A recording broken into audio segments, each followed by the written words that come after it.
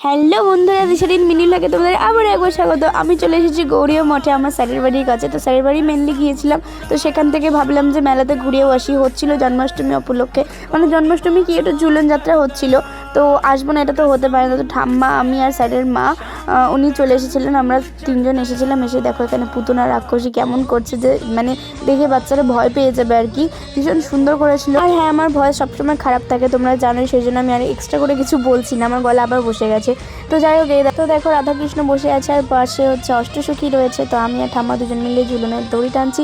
কি সুন্দর লাগছিল, পুরো ডেকোরেশনটা এত মিষ্টি করেছে না। আর আমাকে তো ভীষণ গরম লাগছিল আমার, তো সেই জন্য ওরকম মুছছিলাম। তারপরে এই দেখো ঠাম্মা, আর ওখানে সমস্ত মানে সাইডে সাইডে অনেক রকম ঠাকুর বানিয়েছে। তো সেগুলোর একটা একটা করে নাম বলা হচ্ছে না, তো তোমাদেরকে আমি শুধু দেখিয়ে দিচ্ছি। এখানে রাবণের সীতাহরণ হচ্ছিল, আরও অনেক রকম ছিল। আমি আর বললাম না কোথায় কি হচ্ছে, দেখো কাগজের উপরে লেখা আছে। যাই হোক, নেক্সট পার্ট আবার আসছে।